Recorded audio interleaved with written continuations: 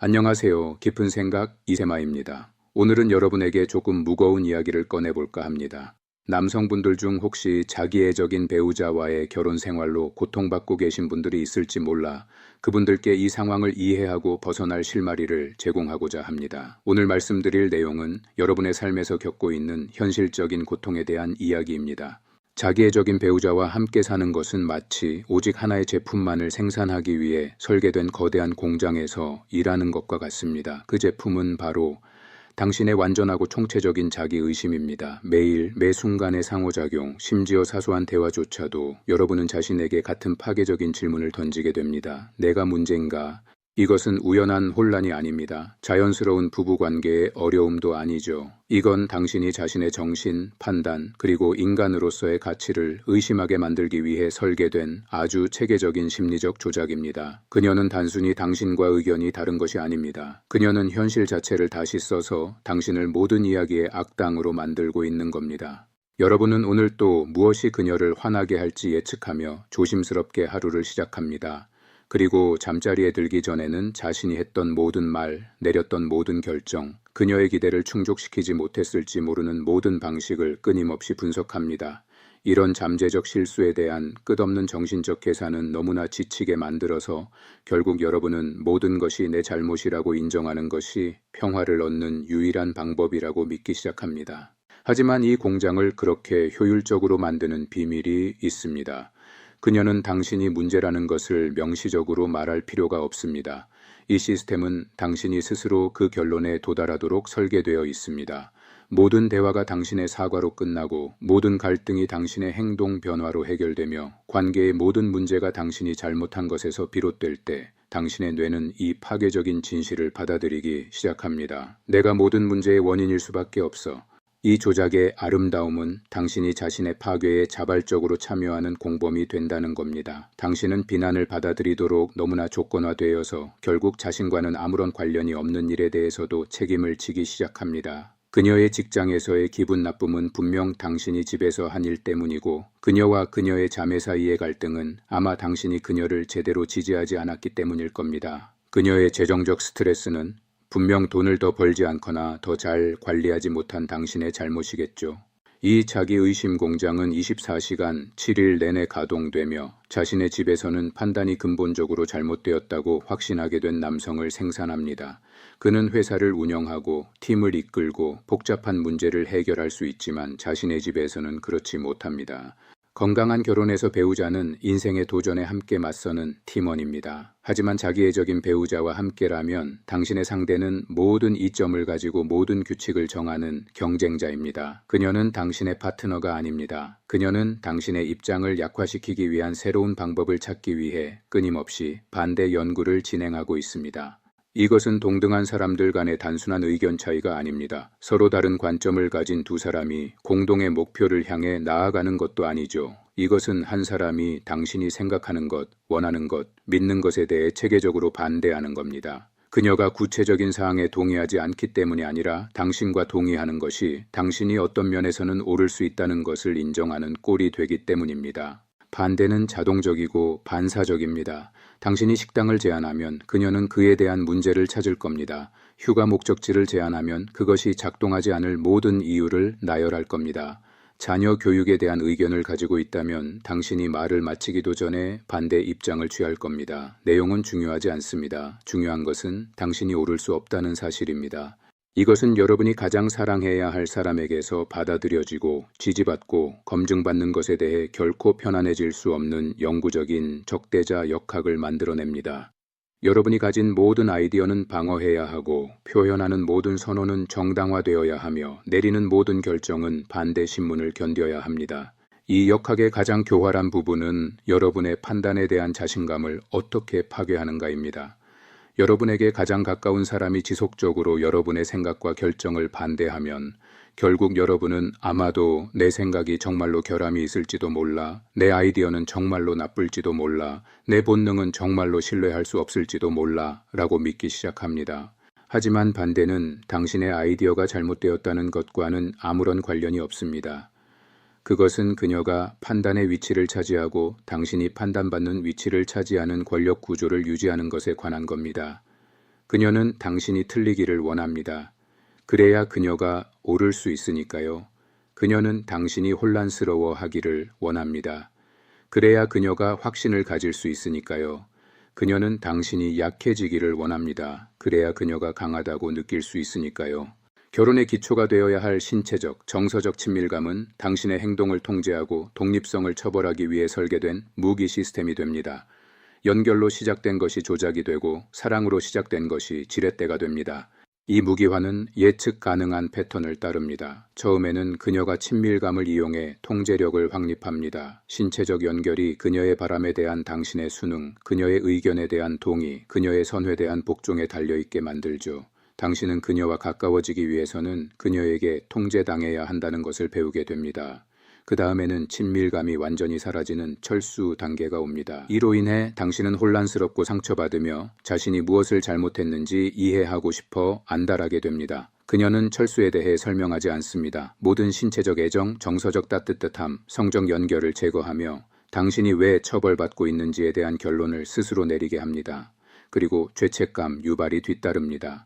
친밀감 부족에 대한 불만을 표현하면 그녀는 당신이 정상적인 인간의 필요를 가지고 있다는 이유로 죄책감을 느끼게 만듭니다. 아내와의 신체적 연결을 원하는 당신은 문제가 있는 사람이 됩니다. 파트너에게서 정서적 따뜻함을 기대하는 당신은 이기적인 사람이 됩니다.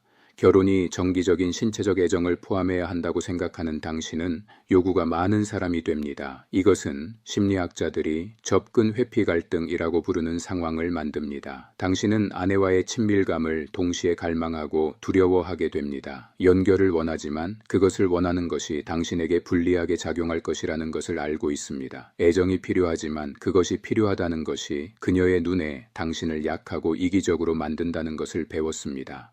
그 결과 당신은 자신의 결혼 생활 안에서 완전한 고립 상태에 빠지게 됩니다. 원할 때 친밀감을 얻을 수 없고 친밀감을 원할 수도 없으며 심지어 그것에 대해 죄책감을 느끼게 됩니다. 가장 가까운 동반자와 함께 살면서 감정적으로나 신체적으로 굶주리게 되는 거죠. 자기애적인 배우자는 당신의 친구와 가족이 그녀의 통제에 위협이 된다는 것을 이해합니다. 그들은 당신이 받는 대우가 정상적이지 않거나 받아들일 수 없거나 건강하지 않다는 것을 인식하도록 도와줄 수 있기 때문이죠. 그래서 그녀는 표면적으로는 합리적으로 보이지만 실제로는 파괴적으로 효과적인 과정을 통해 당신의 지원 시스템을 체계적으로 제거합니다. 여러분이 무엇을 하든, 얼마나 열심히 노력하든, 얼마나 많은 성과를 이루든 결코 충분하지 않습니다. 단지 충분하지 않거나 좋은 노력이라는 것이 아니라 더 나아질 수 있다는 끊임없는 불만입니다. 결코 충분하지 않은 상태가 계속됩니다. 이것은 높은 기준이나 여러분이 최선을 다하도록 압박하는 것이 아닙니다. 이것은 만족이 영원히 손이 닿지 않는 시스템을 유지하는 것에 관한 겁니다. 이 불만의 엔진은 여러 수준에서 동시에 작동합니다. 직장에서 어떤 성공도 당신의 성취에 대한 자부심으로 이어지지 않습니다. 승진, 당신은 더 빨리 그것을 받아야 했습니다. 연봉 인상, 더 컸어야 했습니다. 인정, 그녀가 그들에게 계속해서 말해온 것을 드디어 알아차릴 때가 되었습니다. 집에서는 어떤 기여도 인정받지 못합니다. 설거지를 했지만 카운터를 제대로 청소하지 않았다고 합니다. 마당을 관리했지만 가장자리를 완벽하게 다듬지 않았다고 합니다. 아이들과의 관계에서도 마찬가지입니다. 어떤 참여도 당신을 좋은 아버지로 만들지 않습니다. 너무 엄격하거나 너무 관대하고 너무 관여하거나 너무 멀리 떨어져 있으며 재미에 너무 집중하거나 훈육에 너무 진지하다고 합니다. 구체적인 비판은 중요하지 않습니다. 중요한 것은 당신의 양육이 항상 뭔가 부족하다는 겁니다. 이 체계적인 불만은 통제 시스템에서 중요한 기능을 수행합니다. 그것은 당신이 더 열심히 노력하는 것을 멈출 만큼 당신의 기여에 대해 안전하다고 느끼지 못하게 합니다. 당신은 결코 편안해질 수 없고 결코 당신의 노력에 자부심을 느낄 수 없으며 평화, 감사 또는 단순한 인정을 받을 만큼 충분히 했다고 믿을 수 없습니다. 이 엔진은 당신이 자신의 가치를 증명하려고 그녀의 승인을 얻으려고 마침내 인정받을 만큼 충분히 올바른 일을 하려고 하는 영구적인 상태에 머물도록 설계되었습니다. 하지만 여기서 가장 잔인한 부분이 있습니다. 가끔 당신이 뭔가 중요한 것을 개선하거나 성취하기 위해 가장 열심히 일하고 있을 때 그녀는 비판을 잠시 멈출 수 있습니다. 이는 당신이 실제로 그녀를 만족시켰기 때문이 아니라 일시적인 긍정적 강화가 당신을 더 열심히 일하도록 동기부여할 것이기 때문입니다. 당신의 노력이 줄어들거나 주의가 다른 곳으로 향하는 순간 불만의 엔진은 다시 살아납니다. 자기애적인 배우자의 마음속에서 당신은 현재의 문제뿐만 아니라 그녀가 겪었던 모든 부정적인 경험에 대한 책임이 있습니다. 그것이 언제 발생했든 당신이 그녀의 삶에 존재했든 상관없이 말입니다. 당신은 수십 년 동안 쌓인 불만, 실망, 트라우마에 대한 보편적인 희생양이 됩니다. 이 비난 아카이브는 그녀에게 일어난 모든 나쁜 일이 당신의 이름 아래 분류되는 심리적 파일링 시스템처럼 작동합니다. 그녀의 아버지는 부재했습니다. 이는 당신이 감정적으로 그녀에게 다가갈 수 없는 것과 어떤 연결되어 있습니다. 그녀의 과거 연인과의 문제도 당신이 완전히 충실함에도 불구하고 그녀가 당신을 신뢰할 수 없는 이유를 설명합니다. 그녀의 어머니는 비판적이었습니다. 그래서 그녀는 당신의 상상 속 공격으로부터 자신을 보호해야 합니다.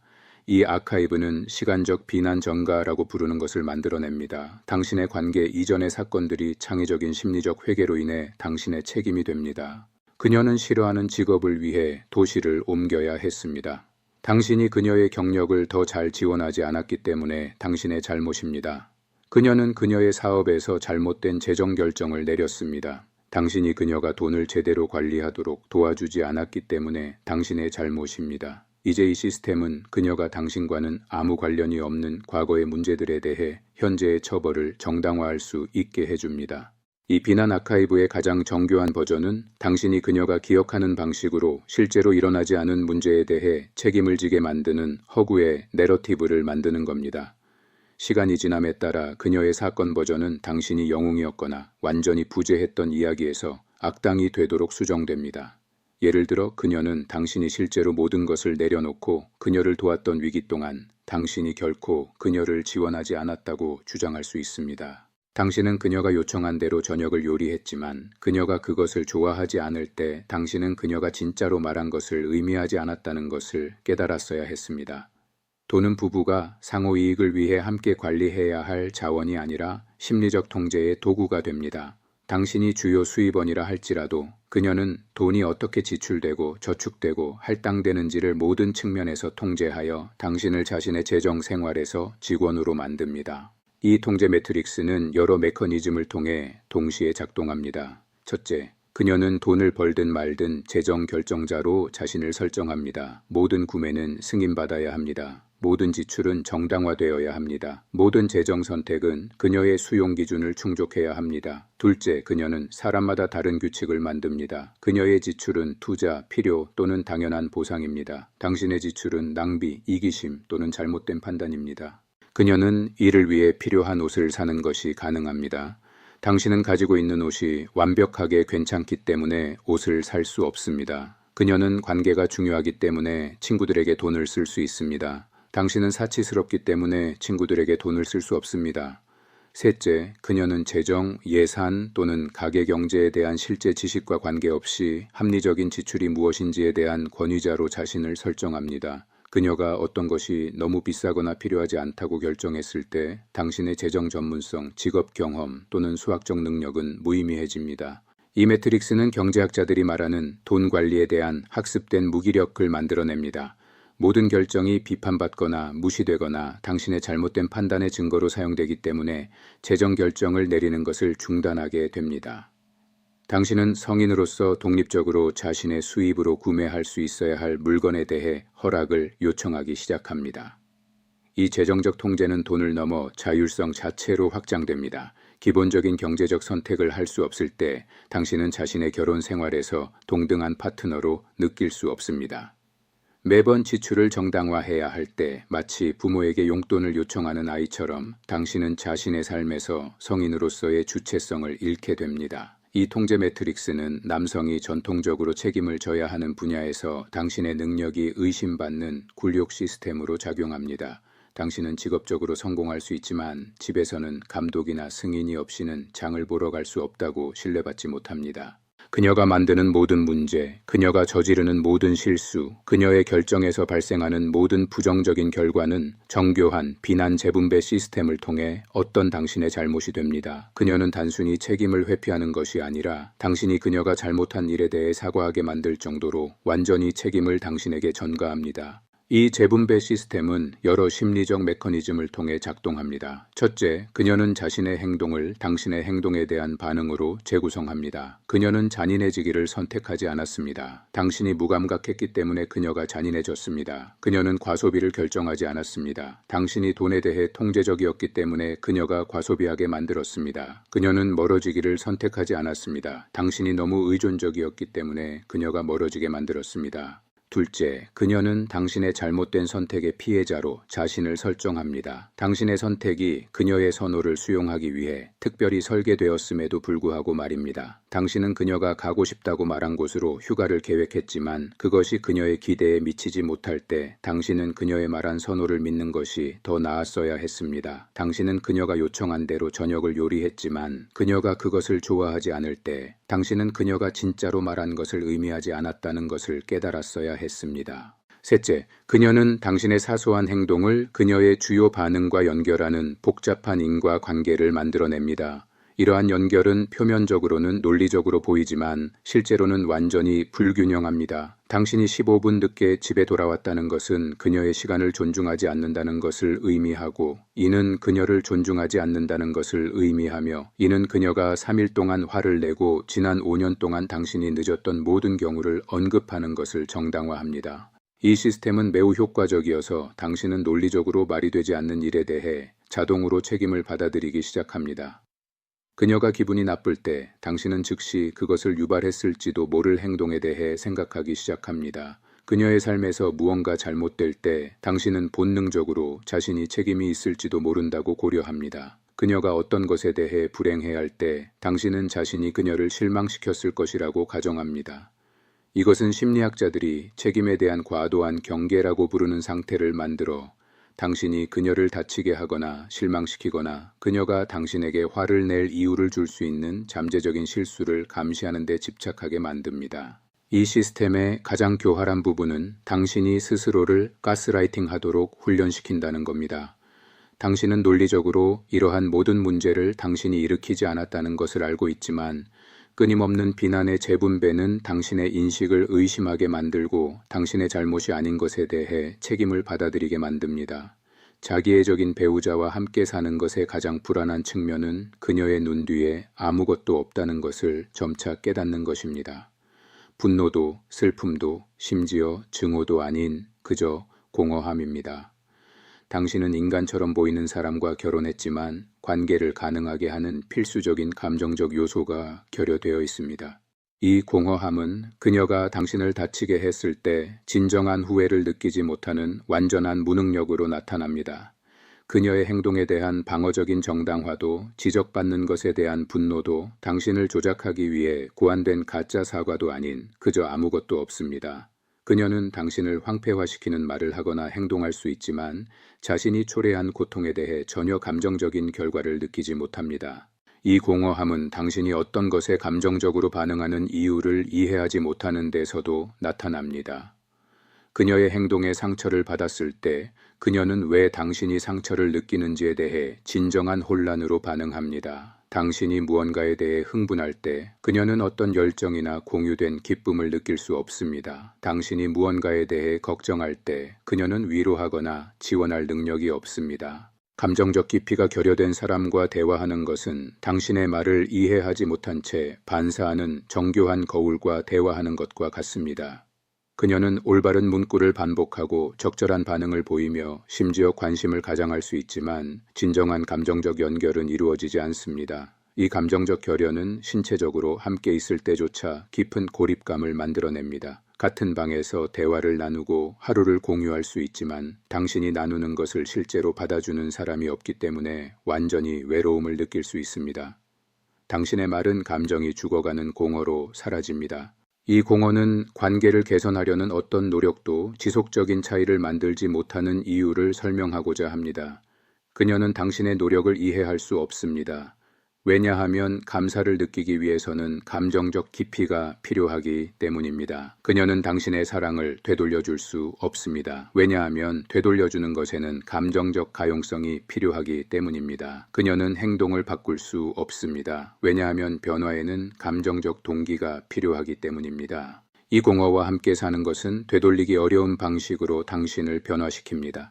당신은 흥분을 나누는 것을 멈춥니다. 왜냐하면 그것이 결코 반영되지 않기 때문입니다. 당신은 상처를 표현하는 것을 멈춥니다. 왜냐하면 그것이 결코 인정되지 않기 때문입니다. 당신은 감정적으로 연결하려고 하는 것을 멈춥니다. 왜냐하면 감정이 없는 사람과는 연결이 불가능하기 때문입니다. 그녀의 심리적 무기고에서 궁극적인 무기는 떠날 것이라는 지속적인 위협입니다. 결혼을 끝내려는 진정한 의도가 아니라 버림받을 것에 대한 두려움을 통해 통제를 유지하기 위한 도구입니다. 이 위협은 너무 일상적이어서 그녀가 이혼을 언급할 때마다 불안과 복종에 조건화된 반응을 개발하게 됩니다. 위협 시스템은 남성이 갈등보다 버림받는 것을 더 두려워한다는 원칙에 따라 작동합니다. 그래서 그녀가 떠날 가능성은 그녀가 할 수 있는 어떤 논쟁보다도 더 강력해집니다. 그녀가 당신이 옳다고 설득하는 대신 그녀는 당신이 틀리다는 것이 혼자가 되는 것을 의미한다고 설득해야 합니다. 이 위협은 파도처럼 밀려옵니다. 보통 당신이 독립성을 주장하거나 그녀의 행동에 의문을 제기하거나 뼈대를 키우고 있는 신호를 보일 때 발생합니다. 당신이 하위 파트너가 아닌 동등한 파트너처럼 행동하기 시작하는 순간 그녀는 당신의 삶을 파괴할 수 있는 힘이 있음을 상기시킵니다. 이 위협은 무작위의 감정적 폭발이 아닙니다. 그것들은 당신의 안전감을 침식하고 그녀의 불만을 유발할 수 있는 행동을 피하도록 훈련시키기 위해 설계된 계산된 심리전입니다. 당신은 이러한 위협을 예상하고 그것을 방지하기 위해 행동을 수정하는 법을 배우게 되며 그녀에게 당신의 전체 성격에 대한 거부권을 부여하게 됩니다. 시간이 지나면서 이 위협은 정상화되어 당신은 더 이상 그것을 위협으로 의식하지도 않게 됩니다. 아마도 당신의 결혼 생활에서 배경 소음이 되어야 할 것 같습니다.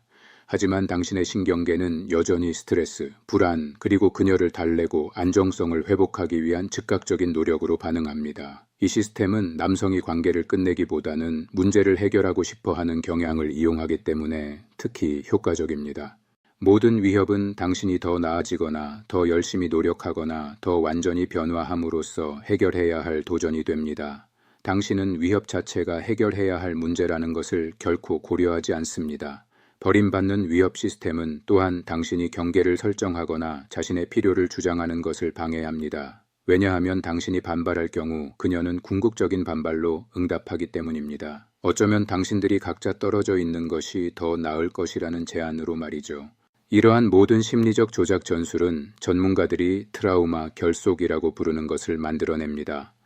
이는 누군가가 학대와 간헐적인 긍정적 강화 사이를 오갈 때 형성되는 심리적 애착입니다. 이것은 사랑이 아니지만 생존 심리에 뿌리를 두고 있기 때문에 사랑보다 더 강하게 느껴지기도 합니다. 건강한 애착이 아니죠. 트라우마 결속은 당신이 결혼이 당신의 정신 건강, 자존감, 그리고 전반적인 웰빙을 파괴하고 있다는 것을 인식하고 있음에도 불구하고 단순히 떠날 수 없는 이유를 설명합니다. 당신의 신경계는 긴장, 갈등, 해결, 그리고 일시적인 평화의 주기적 사이클에 중독되어 있습니다. 이 결속은 그녀가 사용하는 간헐적 강화 일정에 의해 강화됩니다. 가끔의 친절한 순간, 드문 감사의 표현, 그리고 진짜 그녀가 여전히 접근 가능하다는 희망을 주는 정상적인 행동의 짧은 기간이 그것입니다. 이러한 긍정적인 순간들은 너무 드물기 때문에 심리적으로 소중해집니다. 당신의 뇌는 심리적 학대에서 가끔의 안도감을 관계가 잘 될 수 있다는 증거로 해석합니다. 그녀가 변할 수 있고 당신이 더 열심히 노력하거나 더 나아져야 그녀 안에 존재하는 사랑하는 파트너에 접근할 수 있다고 믿게 만듭니다. 트라우마 결속은 또한 친구와 가족의 조언이 무관하거나 따르기 불가능하게 느껴지는 이유를 설명합니다. 그들은 당신의 상황을 명확히 보고 왜 그냥 떠나지 않느냐고 궁금해하지만 그들은 당신이 더 이상 논리에 기반하여 결정을 내리지 않고 있다는 것을 이해하지 못합니다. 당신은 떠나는 것을 죽음과 동일시하는 깊은 심리적 프로그래밍에 반응하고 있습니다. 트라우마 결속을 끊는 것은 전문적인 도움이 필요합니다. 왜냐하면 관련된 심리적 메커니즘이 의식적인 결정 수준 아래에서 작동하기 때문입니다. 당신은 지적으로 결혼이 건강하지 않다는 것을 이해할 수 있지만 지속적인 심리적 피해로부터 자신을 보호하기 위한 조치를 취하는 데는 완전히 무능할 수 있습니다. 자기애적인 배우자와 결혼했다는 것을 이해하는 것은 당신의 정신을 되찾기 위한 첫 번째 단계이지만 그것은 단지 첫 번째 단계일 뿐입니다. 이러한 종류의 심리적 학대에서 회복하려면 현실 감각을 재구축하고 자신의 판단에 대한 신뢰를 회복하며 지속적인 조작으로부터 자신을 보호하는 데 필요한 기술을 개발하기 위한 체계적인 노력이 필요합니다. 가장 중요한 것은 이 모든 것이 당신의 잘못이 아니라는 것입니다. 당신이 이 상황을 만든 것이 아닙니다. 당신은 이러한 대우를 받을 자격이 없으며 당신의 더 나은 행동으로 그녀를 고칠 수 없습니다. 자기애적인 학대는 시간이 지남에 따라 지속적으로 그것에 노출된 누구에게나 피해를 줄 수 있는 의도적인 통제 시스템입니다. 회복은 당신의 경험에 대한 외부 검증을 통해 현실과의 연결을 재구축하는 것에서 시작됩니다. 이는 자기애적인 학대를 이해하고 정상적인 관계 문제와 체계적인 심리적 조작을 구별하는 데 도움을 줄 수 있는 치료사, 상담사 또는 다른 전문가와 이야기하는 것을 의미합니다. 또한 당신의 상황에 대한 관점을 제공하고 이 관계가 당신의 정체성을 소비하기 전에 당신이 누구였는지를 상기시켜 줄 수 있는 친구 및 가족과 다시 연결되는 것을 의미합니다. 자기애적인 학대가 만들어내는 고립은 당신의 웰빙을 지지하는 사람들과의 의도적인 관계 구축을 통해 적극적으로 반대해야 합니다. 가장 중요한 것은 회복이 자신의 인식을 다시 신뢰하는 것을 배우는 것을 의미한다는 겁니다. 당신의 판단, 기억, 결혼에서의 필요, 경계 및 기대를 가질 권리에 대해 끊임없이 의심하는 대신 말이죠. 오늘 이야기가 무거웠지만 이 영상을 통해 혹시 비슷한 고통을 겪고 계신 분들이 있다면 혼자가 아니라는 위로와 함께 변화를 위한 첫걸음을 내딛는 용기를 얻으셨기를 바랍니다. 여러분의 삶은 소중합니다. 감사합니다.